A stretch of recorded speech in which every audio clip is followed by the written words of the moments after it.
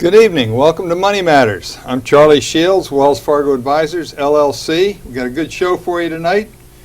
We've got David Emery, a certified financial planner from the Marshall Financial Group, is going to be my co-host. Good to see you, Good Charlie. to see you again, David. Always enjoy doing the show with you. Absolutely, likewise. And our special guest, Joseph Murin, is a mortgage expert, and he's come in from Baltimore.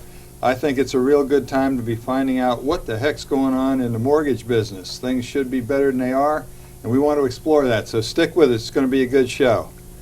All right, Dave, let's start out talking about what's going on with your clients. What do they want to know about these days? It's nervous times. Yeah, you're absolutely right.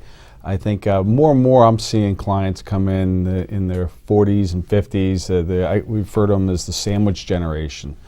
They have the stresses of making ends meet in the family budget, paying for college, planning for their own retirement, and then they have the added burden of a lot of times seeing other family members move back in or helping them. So parents. Are they discoured? Are they down in the dumps about all I this? think it's a trying time. I mean, I think it's one of the first times that I've seen in a long time where you have these two sets of basically three generations that are trying to make ends meet financially. It feels like your money just doesn't go as far as it had in the past. Yeah. So. Well, and of course, then you have the volatile stock market on top of that, and some people feeling like it's a rigged game and all that sort of thing. So let's talk a little bit about that. So they come in with all these other problems. They want to know what to do with their money.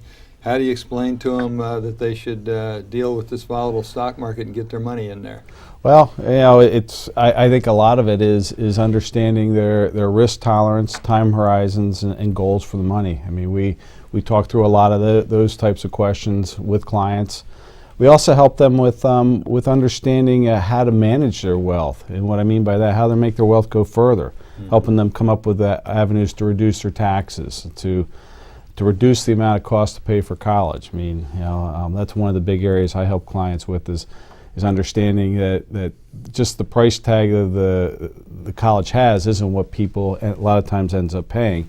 Understanding that how to access financial aid, how to reduce your taxes around college, how to save, and what loans are, the impact of taking out loans. That's huge. So I think it's kind of looking at the whole picture and just coaching them and consulting them through whatever event they're going through at the time. Yeah, they can't just keep their money in money market. It pays nothing. Yeah, so it pays they nothing. Try to make their money work harder than that. But also, just like you said, understanding the volatility, of how you've split up the assets between a diversified portfolio, how that resonates with them for when, for when protecting on the downside than on the upside. Yeah. Phone's not ringing when the market's going up. Yeah, well, people that have protected themselves on the downside since 2009 are in big trouble because the market's gone up over 100%, right, and they've made nothing on their money. So hopefully most people didn't make that mistake. Right. Let's help our viewers and listeners. First of all, I want to remind them we're not accountants, we're not lawyers, we can't help them with those kind of questions, but we can try to help them understand what's going on in the world. Yeah. Without timing the show, there's been some slowing issues in countries. Japan had it for 20 years. Now it seems to be happening over in Europe. Yep. So what do you say to people about, why do I want to invest my money overseas? Europe's a mess. We're afraid we'll lose money over there. How do you deal with that? Well, I think it's, it goes back to the whole diversification issue. And I just think it's prudent to have a number of different asset classes and buckets filled up. Your international being one of them, and a lot of times from the international side of things, it can help to sometimes help to dampen the downside volatility. I think understanding the entire picture and diversifying it really makes a lot of sense in this day and age. Well, Warren Buffett likes to make the case that the time to buy things is when they're totally out of favor, and right, it seems like nothing will ever go right. I mean, I doubt that England is going to and the rest of Europe are going to just sink into the ocean, right, and they're going to be gone forever. So it might be a good time to explore over there. And it takes the emotion, you're right, it takes the emotion out if you try to rebalance occasionally, every 6 months or every year, and all you're doing is moving money back the way you originally wanted it to be allocated. So if Europe's going down or Japan or whatever, and you've gotten so that you normally have 5% in Japan, you have 4, you move some money over there and you just keep it rebalanced. It takes the emotion out of the investing, right? Exactly. And we have conversations with clients to say that if you invest into a certain portfolio mix, you can look backwards and see what's happened to get an idea of the returns, but then you can also look backwards and see what the volatility is. And I think having discussions around the whole volatility based on a particular portfolio mix makes a lot of sense. Helps to, again, keep those emotions back in check. Okay, another interesting subject is energy. We've had the tightening of the spread between the European and the U.S. oil markets. It used to be like $18 or so. Recently it's down to 2. Who knows what it'll be when these shows are aired. Right. It's taped now today, but energy prices seem to be really getting weak, and that's going to hurt your energy stocks, but it should be good news for everything else you own, right? Right. Well, or taking another direction. I mean, just looking here locally with the cost of fuel prices, that they're down, and you would think that having fuel prices go down, that the economy would, that would help the economy. But I'm still not seeing clients feel that way at all. I mean, it just doesn't seem to go as, money just doesn't seem to go as far as it had in the past. Well, and of course, when energy prices are coming down, the fuel pump prices are very, very slow to come down. When prices are going up, they raise them quickly. They go pretty quickly on that, that's for sure. But if the trend continues by this summer, by next summer, prices should be a lot better, and that should make a difference in people's pocketbooks. So bond yields are extremely low all over the world. We've had German 10-year bonds trying to push through 1%, which I guess is forcing our interest rates down. So the big question is inflation going to come roaring back soon and those bond yields are going to jump back up, or is this something that'll last a couple of years? What's your take on that? Well, I think that if you can answer that question, we'd all be in a different position. Regarding bond yields, I think when as the Fed continues to tighten things, you're certainly going to see those prices become more expensive. I don't think you're going to see inflation coming back until the economy really starts coming back. I mean, there's a lot of money still on the sidelines in corporate balance sheets, and I just think in general the economy being what it just seems to be kind of plodding along. Okay. Well, if bond yields are going to stay down for a year or two, there won't be much inflation. People can just keep their maturity short, and that way, if rates rise, they won't get hurt too bad. Right. And then they can start moving out on the yields if the economy recovers and rates go up later. So they won't make much, but they won't lose much either on that. One other subject before we get into our question. The unemployment rate was recently announced as 5.9%. Is the economy really that good in your opinion? In my opinion, no. I think it just feels like it's kind of stagnant, just kind of plodding along. It just, I think there's how they calculate that is one of the big reasons on how that number has come down. I don't think it's a true representation of the actual numbers of people that are employed compared to what they were 5-6 years ago. Sure, if somebody gets a 25 hours a week job, it counts. Right. But they're probably doing 2 of those jobs and not making as much as they did in 2007 with a much better job. So that's only part of the story, and a lot of people have left the workforce. So it's a murky picture out there, but when interest rates are low, it's pretty good for the stock market generally, because where else are people going to put their money? Exactly. Right? Okay, good. Well, let's try to help one of our viewers. Okay. We got a note here from Terry Nelson of Ardmore. Can you transfer money to a family member without federal tax problems, as you can do within your household? Can you just start giving money to other people and not have to worry about taxes? I know you're not a tax advisor. That's so right. You'll want to take the big picture answer on this, I'm sure. Yeah, the big picture is you can gift up to $14,000 per year per person without having having to file a federal gift tax return. And somebody's coming down the street and you like them, you can hand them That's $14,000, right. right? That's right. Okay, so, and then the other part of that, and talk to an accountant before you explore that further, but there is a possibility of more money than that could be donated, but then, or given to someone, but then it starts coming out of your ultimate tax you can pass on, but that's as far as I want to go with That's that. right. Because we want to encourage Yeah. everybody to please go talk to their to tax- accountant and tax experts to get That's that right. one. Okay, well, if you have a question, please send it in to Money Matters, 205 East Levering Mill Road, Bala Cynwyd, Pennsylvania 19004, or you can email us at moneymatterstv@gmail.com. Okay, well, we're very fortunate to have our special guest, Joseph Murin. Joseph, thanks for coming in from Baltimore It's my pleasure. to do the show. Let's start out by, we've been hitting this topic that the economy should be getting better and it doesn't seem to be. Does the same thing apply to the housing industry? Oh, absolutely. The housing industry has been in a state of flux since 2008, and it really has never really recovered. I mean, if you look at how soft the market is, whether it's existing home, new home sales, housing starts, it just can't seem to get off and running. And I think it's to your point on the economy itself, I think it's become a major drag on the economy because most housing / mortgage-related jobs are middle class. Right. And that sector has not done very well. If you take a look at its contribution to GDP, historically it's probably been in the high teens.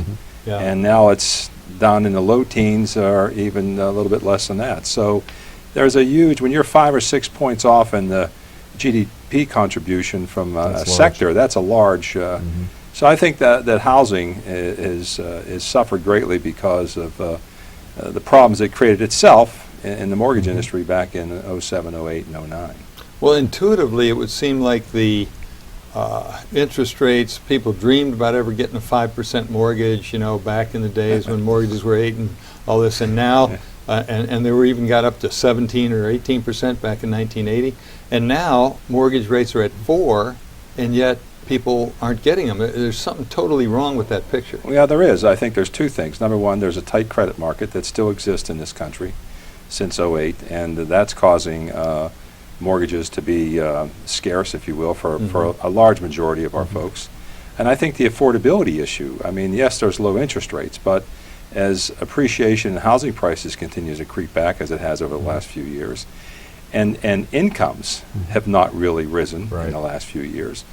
Even though you have low interest rates, you still have an affordability issue. So it's a vicious circle as it relates to housing sales in the mortgage market, and especially the middle class. Lower middle class and middle class folks are having a heck of a time becoming homeowners in the marketplace. So I think that's a drag. And I think the last point is there's no mobility.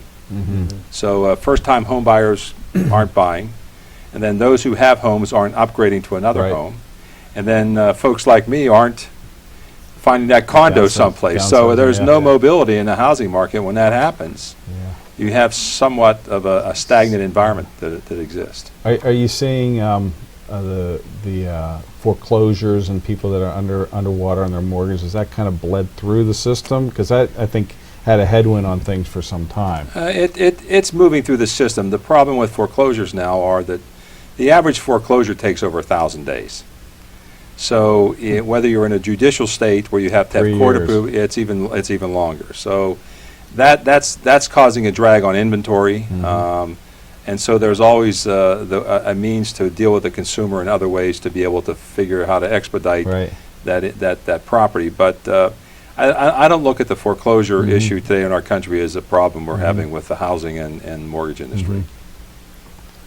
Well, I've seen some advertisements on TV about this New Day USA company, and they're advertising that they can allow veterans to get the full amount of a loan. Is that helping at all? Oh, that is an incredible program that the Veterans Administration has for our vets. And as far as I'm concerned, as a former veteran, or as a veteran, I should say, I couldn't be happier for our vets, especially the older vets, who have had, have really, I think you made a point before about the burden that these folks have on them Sure.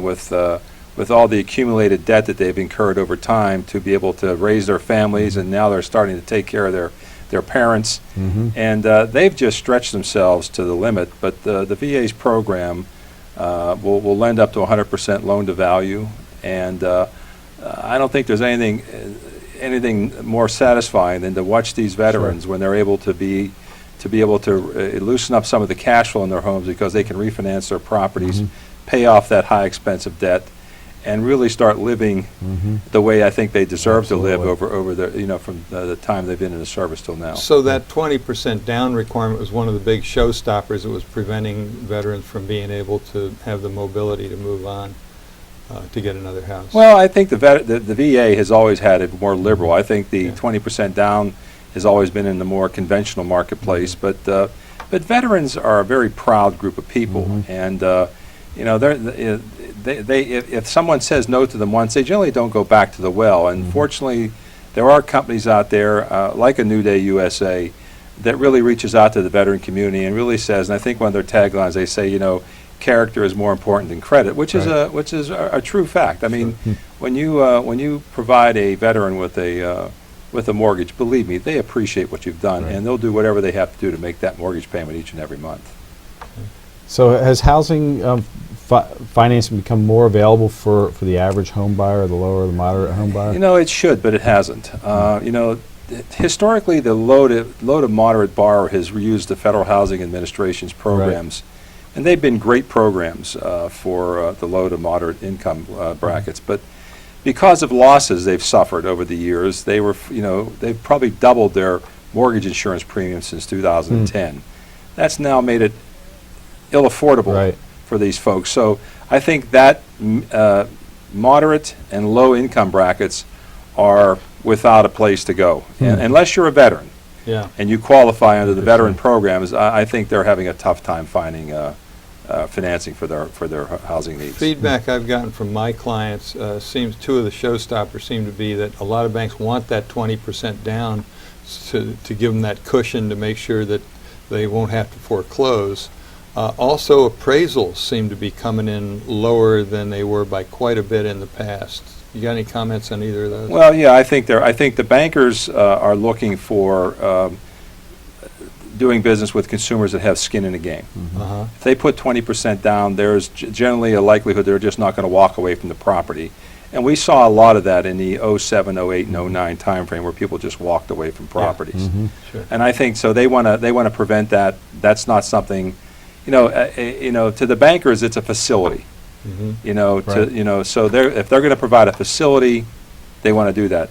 From the appraisals, I don't think the appraisers figured out how to deal with foreclosures in a neighborhood, and therefore looked at the neighborhood sometimes as a blighted environment. And I don't mean that literally, but they just didn't know how to calculate. Well, I got a foreclosure on this corner, so how do I value a home? 3 doors down. So, and I think they've been very, very conservative in their When we had the housing crash, so to speak, it seems like appraisers were valuing properties very rapidly, increasing their appraisals, and they got their hands slapped for that. And now it seems like for that reason, they're also coming in lower. I've had many people that see a house was $800,000 back in 2006, and they want to buy it for $6 million. And then the appraisal comes in for $450,000, and they can't get the loan they want out of the bank. Well, that's true. I think they got gun shy, and because Washington has done a great job of demonizing the industry over the last 6 years, and if you're familiar with Washington, there's always a victim, and then there's always a villain. And so I think the housing/mortgage industry has become the villain. The appraisers are part of that environment. So they've pulled their horns way back in. They've become very, very conservative. But, when you look at the marketplace, if you look at the Midwest and you look at the South, those are relatively stable markets. I mean, there are pockets, yes. California, Nevada, Arizona. You have pockets where that rise and fall very rapidly depending on growth of incomes in those areas. So, when I was in office, I did a discussion over in Spain with a group of central bankers, and said, here's the map of the United States.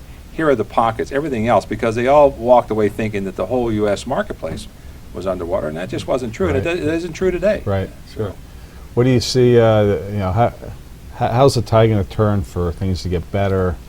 Real estate prices to continue to grow. People getting into these, getting into houses. What's going to kind of break the logjam? Do you see Confidence. anything? Yeah. I think it's a confidence issue that the American people have. I mean, they can see that we're now, I mean, the pendulum swung from under-regulation to over-regulation. Right. And nobody really understands how that's going to settle itself out. We hope that it'll come back to a normal level at some point in time in the future. So, confidence in the ability for employment to last. Mm-hmm. There are a number of variables in the marketplace that are prohibiting folks from going out there and actually hiring. So Yeah. I don't know if I'm going to have a job next week, or I don't Right. know if I can get a job next week. So therefore, I'm going to stay put right where I am. Right. And I think that's causing the mobility issue in the housing market Mhm. to be where it's been for the last 5 or 6 years. So I think it's a confidence issue, the American people who just aren't sure. Mhm. And you touched on it in your discussion. I mean, we have a sluggish economy. Right. No matter how they want to paint the picture, It's sluggish. those of us that are in the business understand that it's sluggish, and Mhm. it goes 2 steps forward and 2 steps back, and we don't seem to gain anything. And that nobody really has any confidence in a 5.9% unemployment rate in Right. this country. This is Well, actually higher. From my perspective, looking at what's going on in Washington, there's some straws in the wind. The number 2 guy in the House lost his primary, and there's an independent running out in Kansas, and people seem to be looking for somebody that'll come in and try to solve some problems in Washington. And I can't imagine that Washington will stay stuck in the mud like they are now, when all that has to be done is change the regulations some, get the economy going, and then people will want to reelect these guys. Once they've gotten themselves in the ditch, don't they tend to want to come out and try to fix the problem enough to? Well, they do, but I think Washington, at least from my perspective, has become much more complicated. It used to be back in the day where you had the Republicans and Democrats on both sides of the aisle, and you could come to some Right. agreement. Today you have 4 factions. You have the progressives, you have the Democrats, you have the Republicans, and you have the Tea Party. Mhm. So you have 4 factions, very strong factions, by the way, Yeah. in the House. Mhm. And they can't seem to agree on anything, and it's not necessarily because they don't want to. Right. They just can't pull in the extreme sides of the group. So I think that's a battle that's going to continue to fought for some time until that whole shifting of the populace when during the election can make some changes. But I mean, in reality, housing is a staple of our economy and of our people.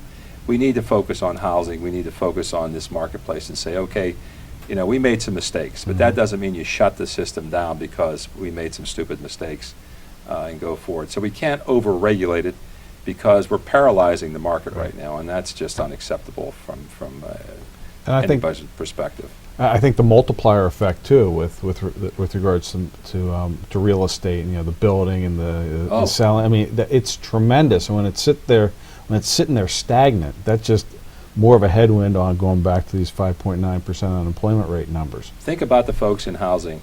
You got appliances, you got carpeting, you got drywall, you've got wood, you've got and who manufactures that stuff? All middle-class workers. Right. Mhm. And so housing, the lack of housing in the marketplace for the last 5 or 6 years, I think has hurt the middle-class worker in that sector probably as much or more than any other sector Right. in the marketplace. Yeah. Well, you'll see some breaks that first-time buyers can get and that type of thing. I don't know if it's helping much, but I believe you can take $10,000 out of an IRA if you're a first-time Okay, buyer yes. and use that as part of your down payment. Are those type of rules helping at all? Well, it is, but you got to remember, first-time home buyers in most situations they're looking for 20% down. The median price house in America today is about $190,000. You're talking almost $40,000 of down That's a lot of payment. money. That's a lot of money, unless they could qualify under the Federal Housing Administration's 5% down, or they can qualify under the VA at 100% down. Even if they can qualify, you have to be very, very careful when you're qualifying them that they have the wherewithal to repay the debt. Right. So it's a debt repayment issue along with an equity position issue that you have to be sure of. And I think, again, most first-time home buyers are so unsure of themselves, Yeah. or they don't have the wherewithal to jump into the marketplace. And if mom and dad want to try to help, then they may have their own issues about qualifying, because I guess if mom and dad are helping to buy the house, it's treated as though they have their own house and another That's house, true. and they have to fully qualify. You That's can't true, just- and that's tough today Yeah. for mom and dad to be able to do that. You know, to be on the note, if you will. Yeah. And you don't see as much of that today as you used to Right. 20 years ago in the marketplace, but I think we're in a tough situation with housing in this marketplace. If you just take a look at the volatility over the past 5 years, 6 years, it's been extremely volatile. Well, interest rates have been really coming down, which should mean that mortgage rates will follow. Is there a magic number? I mean, I know when I saw rates at 3.625%, I ran out and refinanced my property, and I would imagine there's people that thought they missed the boat when it went up to 4.5, but now it looks like we may come back down under 4. You think that's going to help get the market? Well, yeah, going? it will. There's no question. But you remember, typically, historically, the marketplace has been about a 75% purchase market, 25% refinance. Mhm. In the last umpteen years, it's been the other way around. Interesting. It's more refinancing. So if you have a property and you can refinance it down to the lowest level, that's one thing. I think what you're going to start seeing going forward is folks taking that appreciation and pulling some more equity out of their properties, because, you know, especially that group you talk about, that sandwich group, if you will, Exactly. Yeah. Yep. they really need cash. You're I right. mean, whether it's for weddings or education or whatever it might be, and the only the only leverageable asset they have is their home. Yeah. Two big pots are their retirement account and That's their, right. their equity. Their equity. So, and the only problem with that is if they continue to leverage themselves on their property, they end up with no equity. But Right. but it's the American way. They're going to find a way to get it done. Yeah. And we're seeing more and more of the home equity starting to come to bear, or refinancing, or consolidation. And so it's